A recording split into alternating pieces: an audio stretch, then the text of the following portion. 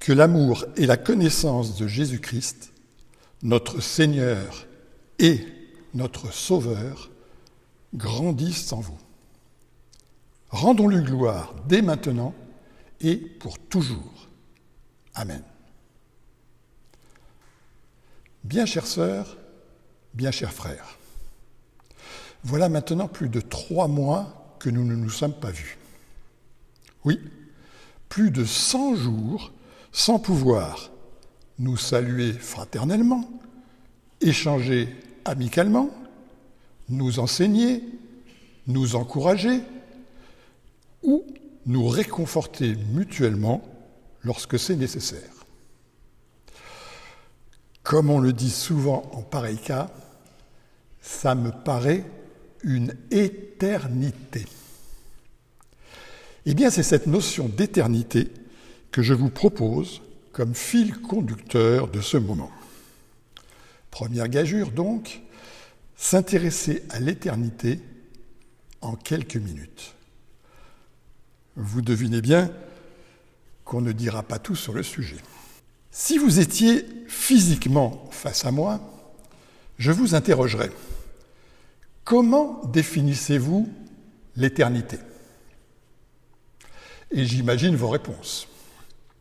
Certains se précipiteraient sûrs d'avoir gagné. C'est une très longue période. Surtout vers la fin, ajouteraient les humoristes fans de Woody Allen. Bonne réponse, leur dirais-je. Mais peut mieux faire. D'autres, plus précis, s'exclameraient. C'est un temps sans fin. Un synonyme d'immortalité. Très juste, répondrais-je, mais un peu insuffisant. Alors, ceux qui se croient les plus malins triompheraient. Être éternel, c'est n'avoir ni commencement, ni fin. Je devrais les féliciter pour cette excellente réponse. Mais je les titillerai un peu plus. Et vous en connaissez beaucoup des choses éternelles ? La seule bonne réponse à cette dernière question est non, aucune, sauf Dieu. Oui, seul Dieu est éternel. Lui seul n'a ni commencement, ni fin. D'ailleurs, pour lui, éternel n'est pas un adjectif qualificatif. C'est son nom.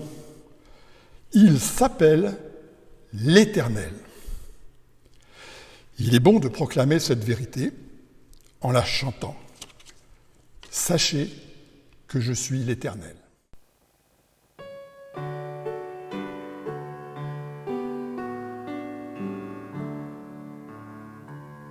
Sachez que je suis l'Éternel Dieu.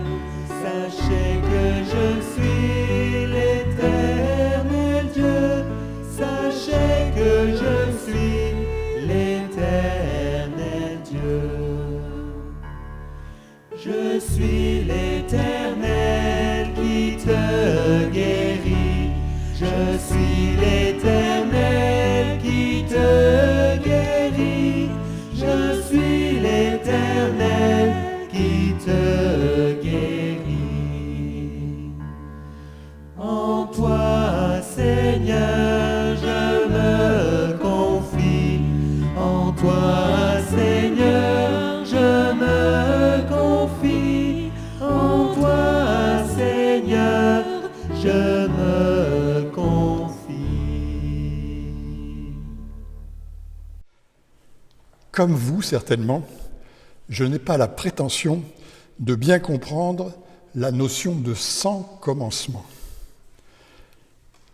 Cette notion va profondément à l'encontre de toutes nos logiques humaines. Pourtant, cela ne m'empêche pas de croire ce que dit la Bible. dès son premier verset. Au commencement, Dieu crée le ciel et la terre.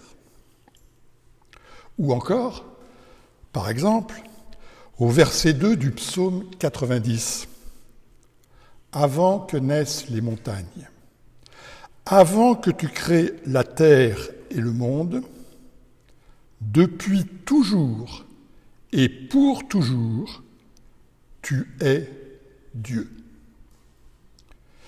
Et bien sûr aussi, au début de l'évangile de Jean, au commencement, la parole existait déjà. La parole était avec Dieu et la parole était Dieu. Au commencement, la parole était avec Dieu. Par elle, Dieu a fait toutes choses et il n'a rien fait sans elle.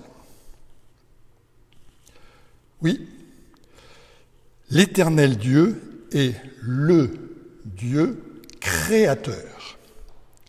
Il est à l'origine de toutes choses. Il en est le seul maître. Il tient tout dans ses mains. Je vous propose de l'affirmer par ces deux chants. Dieu créateur et lui dans ses mains.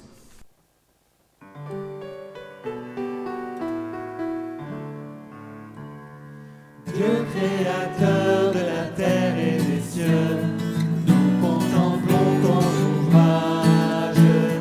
Tu as voulu que les hommes en tout lieu découvrent ton vrai visage. À toi la gloire et la louange, à toi le règne et l'autorité, la révérence et la puissance, l'adoration t'appartiennent à jamais. Dieu éternel, un tout suffisant, et l'être le plus sensible. Tu es parfait, vraiment étonnant, pour toi rien n'est impossible. À toi la gloire et la louange, à toi le règne et l'autorité, la révérence et la puissance, l'adoration t'appartiennent à jamais. Dieu souverain, tu n'es jamais lointain, tu connais tous nos besoins. Tu as prévu pour chacun un chemin, nos vies sont entre tes mains. À toi la gloire et la louange, à toi le règne et l'autorité, la révérence et la puissance, l'adoration t'appartiennent à jamais.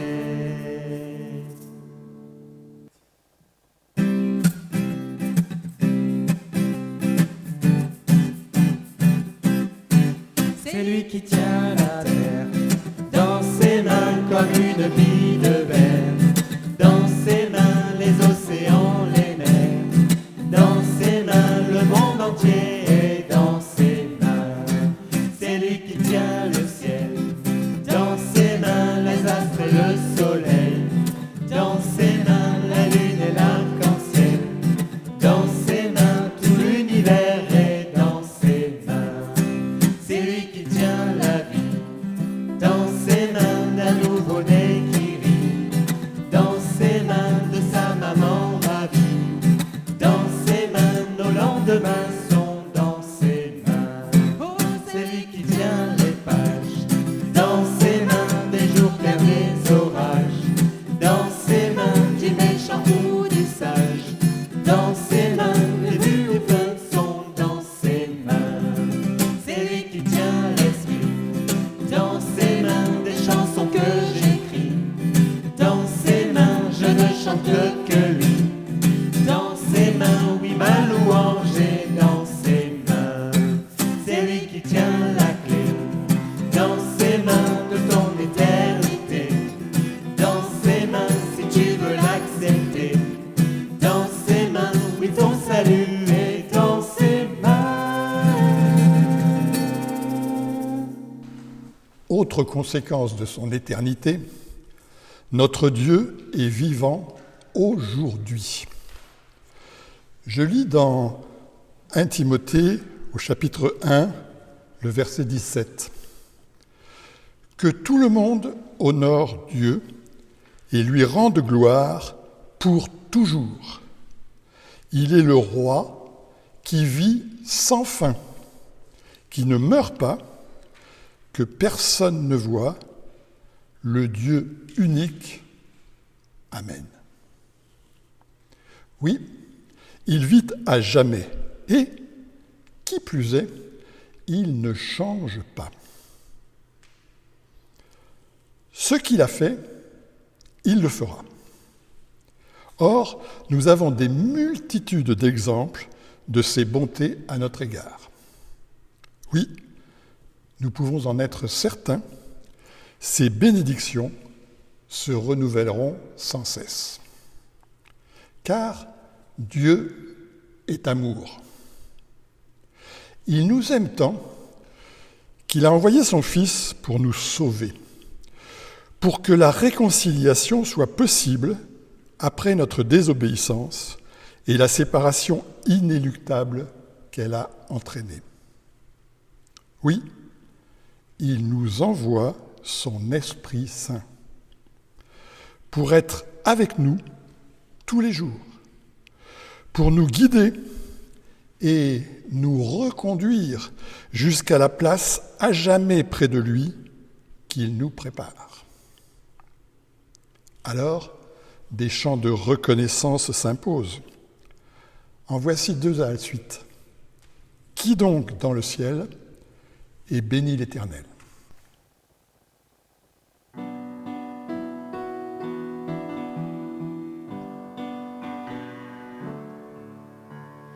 Qui donc dans le ciel est semblable à toi, qui est puissant comme toi, éternel mon roi, qui est puissant comme toi, éternel mon roi. Tu es Adonai Jireh, en tout temps tu pourvoiras. Tu es Adonai Rapha, éternel tu guériras. Qui donc dans le ciel est semblable à toi, qui est puissant comme toi, éternel mon roi, qui est puissant comme toi, éternel mon roi. Tu es Adonai Shama, tu entends, tu répondras. Tu es Adonai Shalom, Dieu de paix pour tous les hommes. Qui donc dans le ciel est semblable à toi, qui est puissant comme toi, éternel mon roi, qui est puissant comme toi, éternel mon roi. El Shaddai, Dieu tout-puissant, tu protèges et tu nourris. El Olam, Dieu éternel, Elaï, tu es vivant. Qui donc dans le ciel est semblable à toi, qui est puissant comme toi, éternel mon roi, qui est puissant comme toi, éternel mon roi.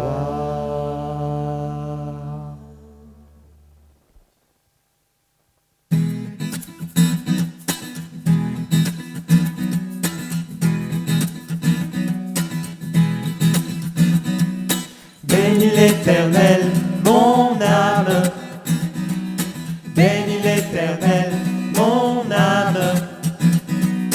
Sois émerveillé, sa fidélité ne dépendra pas des circonstances. Bénis l'Éternel,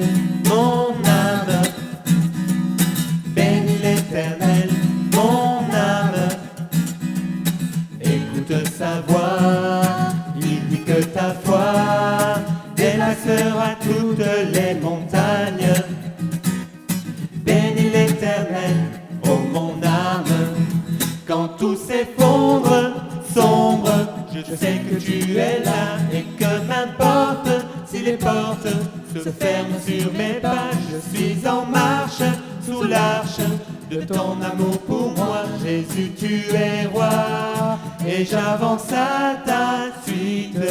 Bénis l'Éternel, mon âme. Bénis l'Éternel, mon âme.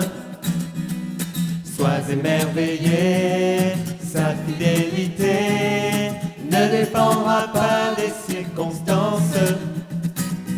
Bénis l'Éternel, mon âme. Bénis l'Éternel, mon âme. Écoute sa voix, il dit que ta foi dépassera toutes les montagnes. Bénis l'Éternel, ô mon âme. Bénis l'Éternel, ô mon âme. Bénis l'Éternel, ô mon âme. Sœurs et frères, il est certain que nous sommes tous mortels. Mais rappelons-nous cependant que ce n'est pas notre nature première. C'est seulement la conséquence du péché. Je lis dans Genèse 3, le verset 3. « Mais pour l'arbre qui est au milieu du jardin, Dieu a dit, ne mangez pas ses fruits et n'y touchez pas, sinon vous mourrez. » Ce verset me semble indiquer clairement que, à contrario, nous étions créés immortels. C'est ce qui est écrit d'ailleurs au 2e chapitre de la Genèse, le verset 7. Le Seigneur Dieu prend de la poussière du sol et il forme un être humain.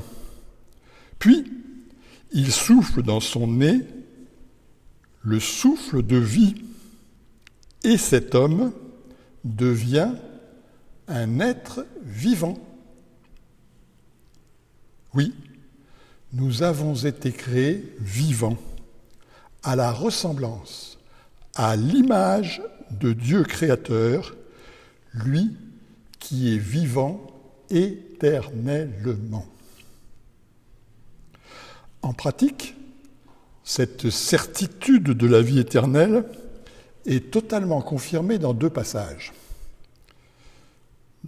Dans Daniel, au chapitre 12, le verset 2, « Beaucoup de gens qui dorment dans la poussière de la tombe se réveilleront, les uns afin de vivre avec Dieu pour toujours, les autres afin de vivre dans la honte et le malheur pour toujours. » Et au chapitre 5 de Jean, les versets 28 et 29, « Ne soyez pas étonnés de toutes ces choses. Le moment arrive où tous les morts qui sont dans les tombes entendront la voix du Fils de l'homme. Alors, ils sortiront de leur tombe. Ceux qui ont fait le bien se relèveront de la mort pour vivre. Ceux qui ont fait le mal se relèveront de la mort pour être condamnés. Vous avez bien lu ou entendu. Nous ressusciterons tous, nous revivrons tous éternellement. Mais vous avez également bien lu ou entendu. Cette vie éternelle sera dans des conditions fort différentes pour les uns ou pour les autres. Bon, je vous avais prévenu dès le début, nous ne traiterons pas tout le sujet aujourd'hui.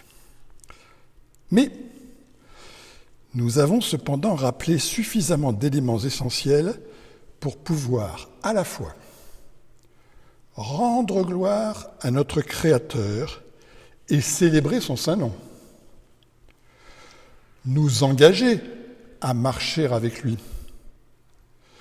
Nous réjouir du renouvellement permanent de ses bienfaits et vivre dans l'espoir de partager son éternité.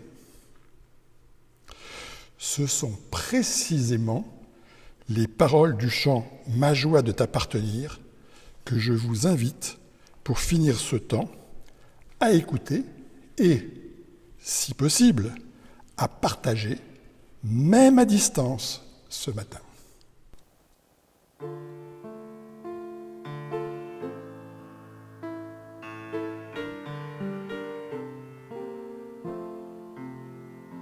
C'est vers toi que je me tourne, je veux marcher dans tes voies, j'élève mes mains pour te rencontrer, mon cœur désire te chanter, pour bénir et célébrer ton saint nom, car tu es fidèle et bon.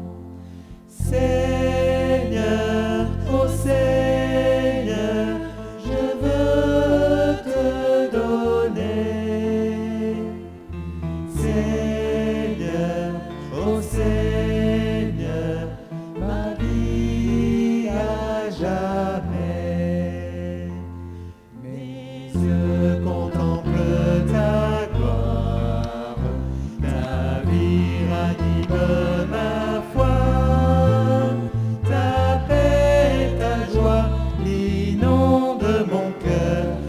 Seul fait tout mon bonheur. Je veux proclamer que tu es celui qui chaque jour nous bénit.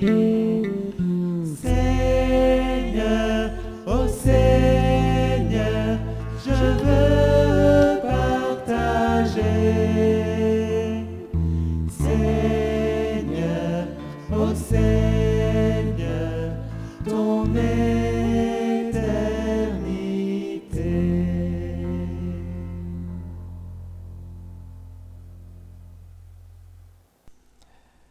Pour introduire le sujet de ce matin, j'aimerais commencer par une question. Que demandez-vous à Dieu quand vous priez pour quelqu'un, et plus spécifiquement quand vous priez pour un frère ou une sœur dans la foi ? Quelles sont les choses importantes pour lesquelles vous intercédez ? En haut de la liste, il y a très probablement la santé en général, la guérison pour les malades, un travail pour les chômeurs, ou encore la paix pour ceux qui traversent l'épreuve, la consolation pour ceux qui sont dans le deuil, la sagesse pour ceux qui ont une décision importante à prendre, etc. Nous demandons souvent en fonction d'un besoin, d'une urgence, et il n'y a rien de mal à cela. Mais j'aimerais ce matin élargir notre horizon avec une prière de l'apôtre Paul. Une prière qui se trouve au début de sa lettre aux Philippiens. Cette prière est non seulement belle, mais elle est surtout profonde. Et elle me semble être une source d'inspiration pour nous et pour notre intercession. Je vous invite donc à lire ces versets dans l'Épître aux Philippiens au chapitre 1. Je lis les versets 3 à 11, mais ce sont essentiellement les versets 9 à 11 qui nous intéresseront ce matin. « Je rends grâce à mon Dieu toutes les fois que je me souviens de vous. Je ne cesse dans toutes mes prières pour vous tous de prier avec joie à cause de la part que vous prenez à l'Évangile depuis le premier jour jusqu'à maintenant.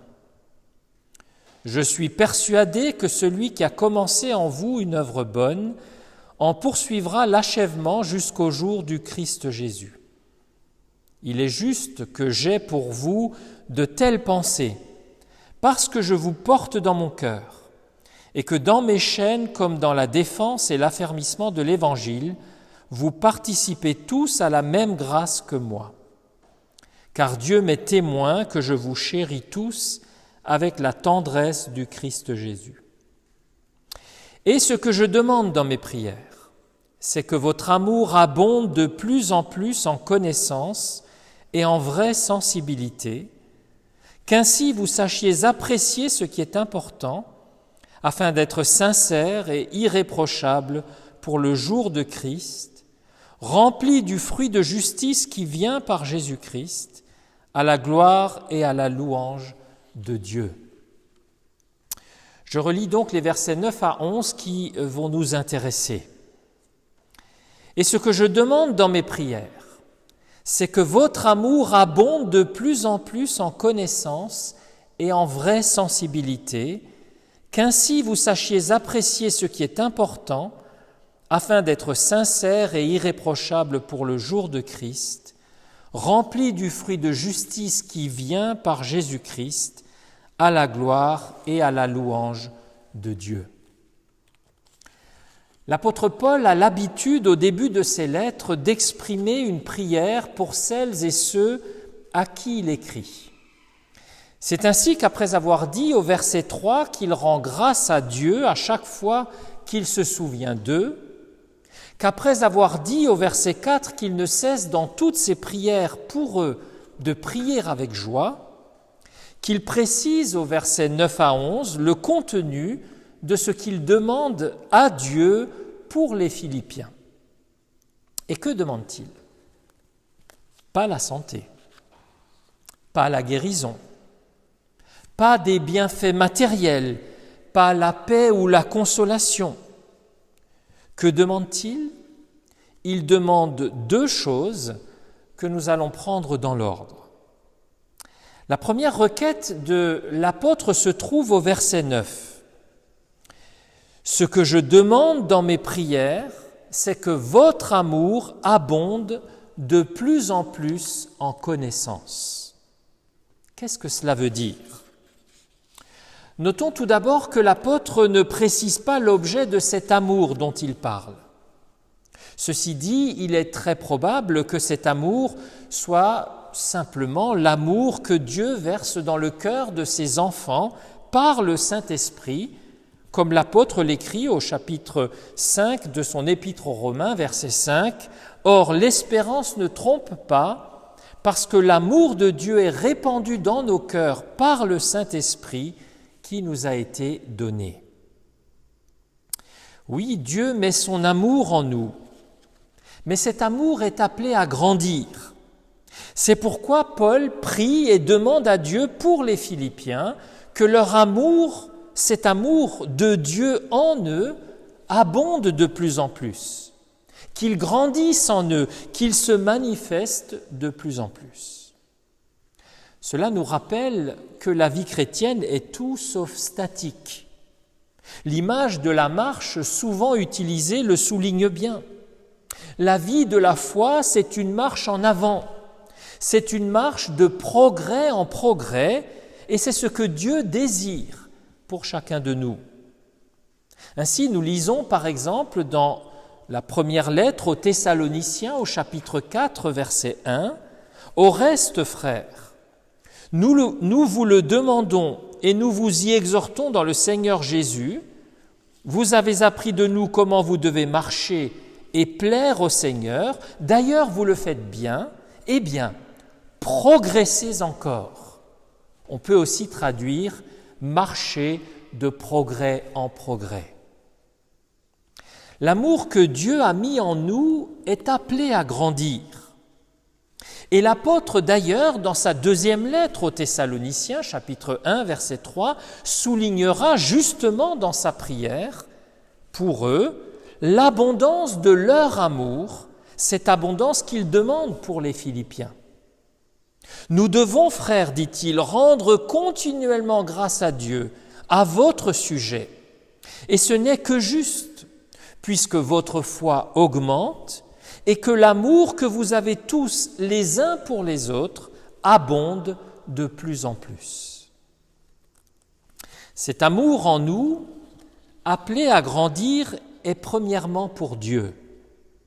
C'est lui que nous devons aimer en premier. D'ailleurs, l'amour pour Dieu est le premier et le plus grand des commandements. Jésus le rappelle aux pharisiens qui l'interrogeaient à ce sujet. Je lis Matthieu chapitre 22, versets 37 et 38. « Maître, quel est le grand commandement de la loi ?» Jésus lui répondit, « Tu aimeras le Seigneur ton Dieu de tout ton cœur, de toute ton âme et de toute ta pensée. » C'est le premier et le grand commandement. Et puis Jésus ajoute, « Et voici le second qui lui est semblable. Tu aimeras ton prochain comme toi-même. » De ces deux commandements dépendent toute la loi et les prophètes. Cet amour en nous, qui est appelé à grandir, est donc deuxièmement pour notre prochain et tout particulièrement pour nos frères et sœurs dans la foi. L'amour est au cœur de la vie chrétienne. C'est une évidence qu'il faut quand même parfois rappeler. Dieu est amour et il faut que la vie de ses enfants soit caractérisée par l'amour, remplie d'amour, d'un amour qui abonde de plus en plus. Dans ce sens, nous devons être les imitateurs de Dieu. C'est pourquoi l'apôtre écrit dans sa lettre aux Éphésiens au chapitre 5, versets 1 et 2, « Soyez donc les imitateurs de Dieu, comme des enfants bien-aimés, et marchez dans l'amour, de même que le Christ nous a aimés et s'est livré lui-même à Dieu pour nous en offrande et en sacrifice comme un parfum de bonne odeur. » Mais de quelle sorte d'amour parlons-nous ? Le texte que nous venons juste de lire précise que cet amour doit être à l'image de celui de Dieu manifesté en Jésus. C'est l'amour agapé dont nous parlons, dont parle notre texte, un amour qui cherche l'intérêt de l'autre avant le sien, un amour qui agit, un amour qui se donne, un amour qui est à l'image de celui de Jésus à la croix. Mais de quoi se nourrit cet amour ? C'est ici que nous en venons précisément à ce que Paul dit dans sa première requête. Et ce que je demande dans mes prières, c'est que votre amour abonde de plus en plus en connaissance. Cet amour qui doit abonder dans nos vies doit être en connaissance, dit Paul. La connaissance dont il est question ici est à l'évidence celle de Dieu, celle des choses de Dieu. Paul ne pense pas ici à la connaissance en général, mais à la connaissance de Dieu. On pourrait comprendre ici que c'est l'abondance de l'amour qui nous amène à mieux connaître Dieu et les autres. Il faudrait donc, dans cette logique, plus aimer pour mieux connaître. Mais en réalité, c'est l'inverse. C'est la connaissance de Dieu, de sa volonté, de sa parole, qui nous amène à mieux l'aimer et à mieux aimer les autres. L'amour que Dieu a mis dans nos cœurs se nourrit de cette connaissance. Ainsi, si nous aimons Dieu, c'est parce qu'il nous a aimés le premier et nous l'a fait savoir en se révélant à nous par sa parole et par le Fils. C'est ainsi que nous pouvons mieux connaître Dieu et donc mieux l'aimer. Il est vrai que nous pouvons accéder à la connaissance d'un Dieu créateur par la nature. Mais cette connaissance de Dieu est très limitée. Et d'ailleurs, elle ne dit pas grand-chose de Dieu lui-même. Est-ce qu'il se soucie de moi ? Est-ce qu'il est bien disposé à mon égard ? Est-ce qu'il m'aime ? La création ne répond pas à ces questions. Pour que nous connaissions vraiment Dieu, il fallait que Dieu se révèle directement par sa parole et par le Fils. C'est ainsi que nous pouvons vraiment connaître Dieu et que nous pouvons vraiment l'aimer. Bien sûr, l'amour de Dieu est plus que sa connaissance. L'amour pour Dieu est bien plus important que la connaissance de Dieu. Mais si quelqu'un aime Dieu sans savoir grand-chose de lui, ne l'aimera-t-il pas plus en apprenant à mieux le connaître ? En fait, chaque chose que nous apprenons sur Dieu est une nouvelle raison de l'aimer. Il serait bien étrange que ce soit l'inverse, que nous puissions aimer plus en connaissant moins. Comment donc connaître plus pour aimer plus ? Par la parole de Dieu, par son étude et sa méditation personnelle, par l'enseignement de l'Église, par le Saint-Esprit qui nous conduit dans toute la vérité et par l'obéissance à Dieu. Obéissance et amour sont étroitement liés. C'est en serrant la parole de Dieu sur notre cœur que nous ne péchons pas, que nous péchons moins. C'est pourquoi l'apôtre Jean peut dire dans sa première lettre au chapitre 5, verset 3, « L'amour de Dieu consiste à garder ses commandements. » La première demande de Paul pour les Philippiens est donc que leur amour abonde de plus en plus en connaissance. C'est aussi ma prière pour chacun de nous. Mais il faut pour cela que la parole de Dieu, que nous fassions de la parole de Dieu notre pain quotidien pour mieux apprendre à connaître Dieu. Il faut pour cela que nous gardions cette parole sur notre cœur pour moins pécher, pour ne pas pécher contre Dieu. Alors, nous verrons notre amour pour Dieu et pour les autres abonder de plus en plus en connaissance. Passons maintenant rapidement à la deuxième requête de l'apôtre qui demande, deuxièmement, que leur amour abonde de plus en plus en parfait discernement. Qu'est-ce que cela veut dire ?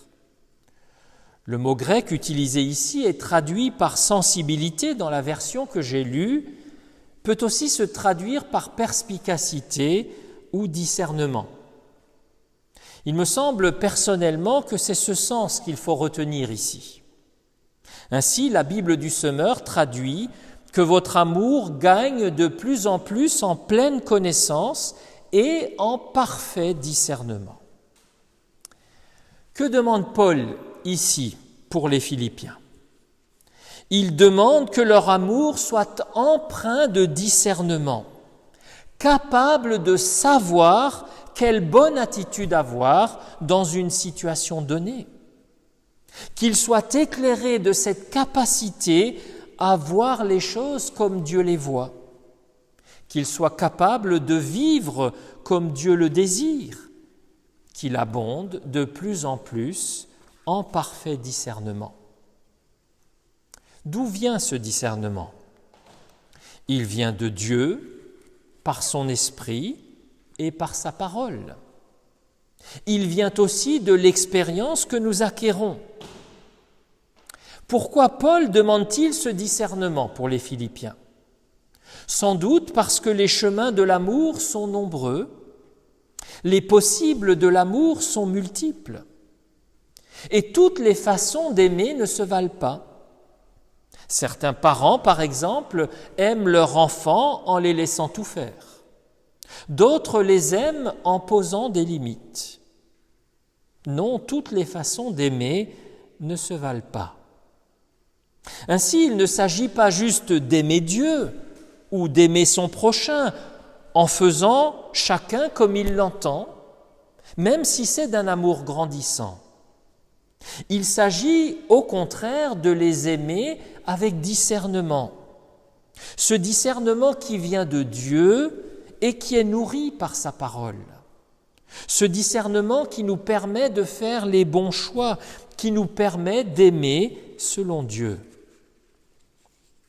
Notre amour pour Dieu et pour notre prochain a besoin de ce discernement. Et c'est ce qui pousse l'apôtre à le demander à Dieu pour les Philippiens. Après avoir considéré les deux requêtes de l'apôtre pour les Philippiens, je vous propose maintenant d'aborder les objectifs de ces deux requêtes.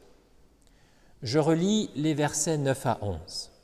« Et ce que je demande dans mes prières, c'est que votre amour abonde de plus en plus en connaissance et en vraie sensibilité ou en parfait discernement, qu'ainsi vous sachiez apprécier ce qui est important, afin d'être sincère et irréprochable pour le jour de Christ, rempli du fruit de justice qui vient par Jésus-Christ, à la gloire et à la louange de Dieu. »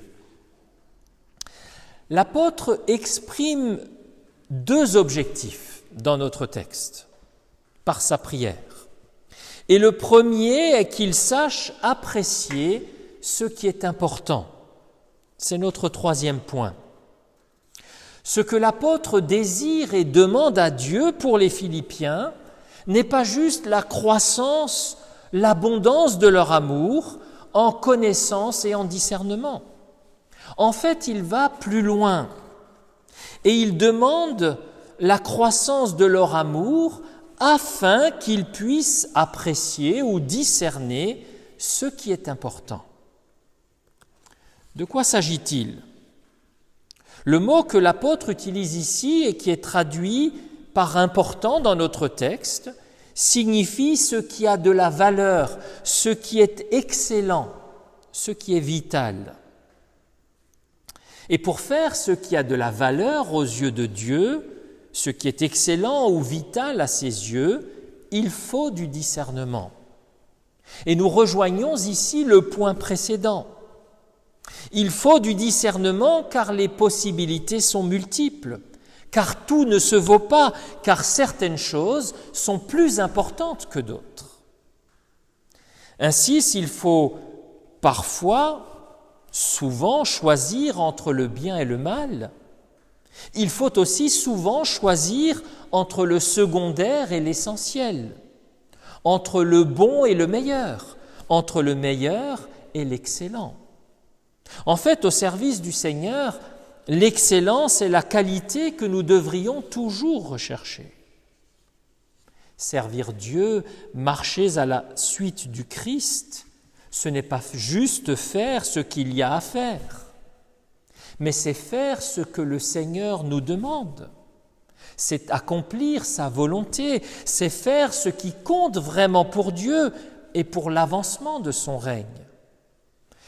C'est en d'autres mots entrer dans ses projets pour moi, pour ma vie, dans les œuvres bonnes qu'il a préparées pour chacun de ses enfants, comme l'apôtre l'écrit dans sa lettre aux Éphésiens, chapitre 2, verset 10, « Car nous sommes son ouvrage, nous avons été créés en Christ Jésus pour des œuvres bonnes que Dieu a préparées d'avance afin que nous les pratiquions. » Et pour cela, il faut du discernement.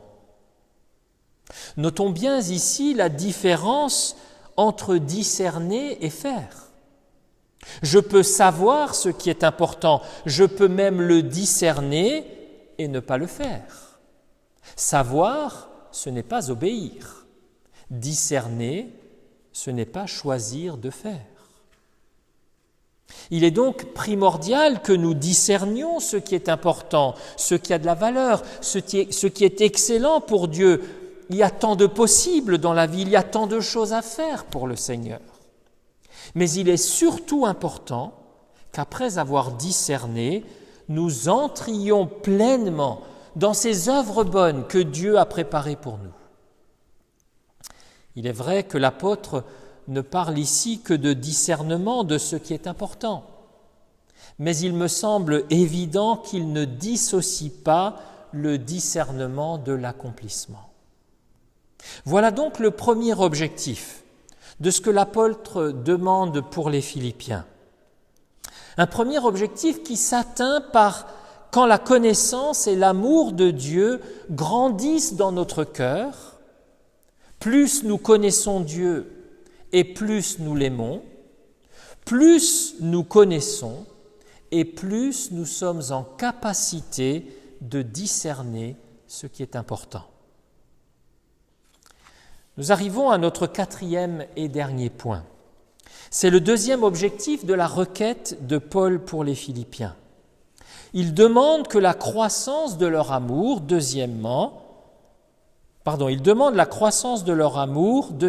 afin qu'ils soient purs et irréprochables pour le jour de Christ.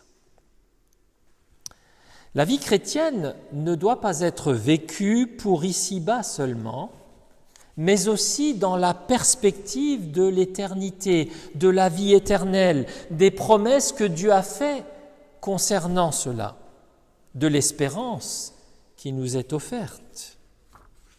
C'est pourquoi ce que Paul demande pour les Philippiens dépasse le cadre de leur existence terrestre et va jusque dans l'éternité, jusqu'au jour de Christ. Le jour de Christ, c'est simplement le jour de son apparition, le jour de son retour. C'est aussi le jour où chacun comparaîtra devant Dieu. Souvenons-nous ici que si nous sommes en Christ, nous n'avons rien à craindre, nous n'avons pas à craindre ce jour où nous nous tiendrons devant Dieu. Pourquoi ? Non pas parce que nous sommes meilleurs que les autres, mais simplement parce que nous sommes au bénéfice de ce que Jésus a fait pour nous en prenant notre condamnation. De telle manière, dit Paul aux Romains, qu'il n'y a maintenant plus aucune condamnation pour ceux qui sont en Jésus-Christ. Est-ce pour autant qu'il faut prendre ce rendez-vous à la légère ? Non, bien sûr. Parce que nous aurons néanmoins des comptes à rendre à Dieu, des comptes à rendre pour ce que nous aurons fait de la grâce que nous avons reçue, des comptes à rendre pour ce que nous aurons fait de l'amour qu'il a mis dans nos cœurs. C'est dans cette optique que Paul désire, dans notre texte, que les Philippiens soient purs, on peut aussi traduire par sincères, et irréprochable pour ce jour-là, pour que rien ne vienne entacher la fête, pour que tout soit à la gloire et à la louange de Dieu, dit-il. Ainsi, en connaissant mieux Dieu, nous sommes en mesure de mieux l'aimer et de mieux aimer notre prochain et nos frères et sœurs en Christ. Nous sommes aussi en mesure de discerner et de faire ce qui est important, vital, excellent aux yeux de Dieu. Et quand nous agissons ainsi, Dieu, par Jésus, nous fait porter du fruit avec lequel nous nous présenterons un jour devant lui. Ce fruit, ce sont les œuvres bonnes ou justes que nous aurons accomplies. Ce sont ces œuvres bonnes que Dieu avait préparées pour nous et dans lesquelles nous sommes entrés et avec lesquelles nous nous présenterons devant lui. Notons qu'en parlant de fruits de justice, Paul ne parle pas ici de justification, même s'il y a un lien entre les deux. Le fruit de justice, c'est le fruit qui découle de ce qui est juste, qui découle de la justice de Christ. Le fruit de justice, ce sont donc ces œuvres bonnes préparées par Dieu et dans lesquelles nous sommes appelés à entrer. Ce qui est rassurant ici, c'est que ce fruit vient par Jésus-Christ. Ce n'est pas nous qui devons le produire, c'est lui qui le produit en nous. C'est lui qui nous rend capables de l'accomplir. C'est lui qui nous rend purs et irréprochables pour le jour de son retour. D'ailleurs, dans les versets qui précèdent, il a dit au verset 6 que Dieu achèvera l'œuvre bonne qu'il a commencée au jour de Jésus-Christ. Chers frères et sœurs, nous voilà arrivés au terme de cette prière remarquable de Paul pour les Philippiens. Une prière qui ouvre l'horizon de notre propre prière pour les autres. Continuons à prier pour les besoins de chacun, qu'ils soient matériels ou moraux. Mais prions aussi pour les besoins spirituels. tel que nous venons de le voir dans notre texte. La prochaine fois que nous prierons, que vous prierez pour un frère ou une sœur dans l'Église, pourquoi ne pas demander que son amour abonde de plus en plus, en connaissance et en parfait discernement, afin qu'il ou elle sache apprécier ce qui est important, afin qu'il ou elle soit trouvé pur et irréprochable pour le jour de Christ, rempli du fruit de justice qui vient par Jésus-Christ, à la gloire et à la louange de Dieu. Oui, à la gloire et à la louange de Dieu. Ce sont nos vies remplies de son amour, où son amour abonde de plus en plus, qui plus que toute autre chose rendent gloire et louange à Dieu. Puisse cela être vrai de chacune de nos vies. Amen.